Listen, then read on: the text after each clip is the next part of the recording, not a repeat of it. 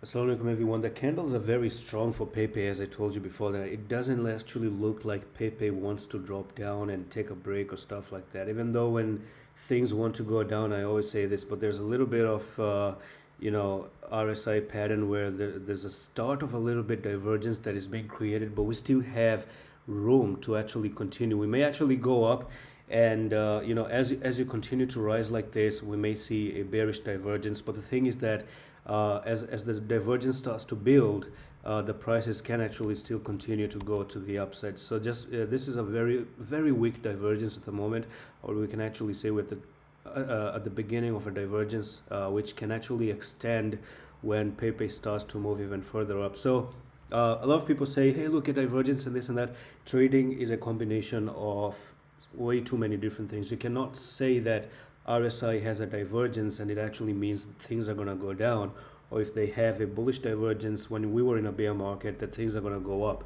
There are some certain things you still have to check. For example, for me, I told you before that when you moved up, you have made this pattern here, probably a continuation pattern.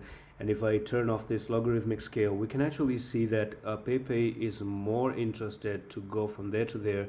And this is just a little bit of a sweet bull flag that you see up to 13,000. That's where we potentially could be heading, or maybe just 12,000 to say the least. So maybe when you come to 13, 12,000 and then you stop there, we can actually expect some correction from that point onwards. But at least for now, we don't have any movement to go to the downside. Do you remember when we were talking about Pepe coming down like this yesterday? And I told you that, you broke above a little bit of resistance. So all you did is you went up, you came down, made a healthy correction, retested what was your resistance, turned that one into support.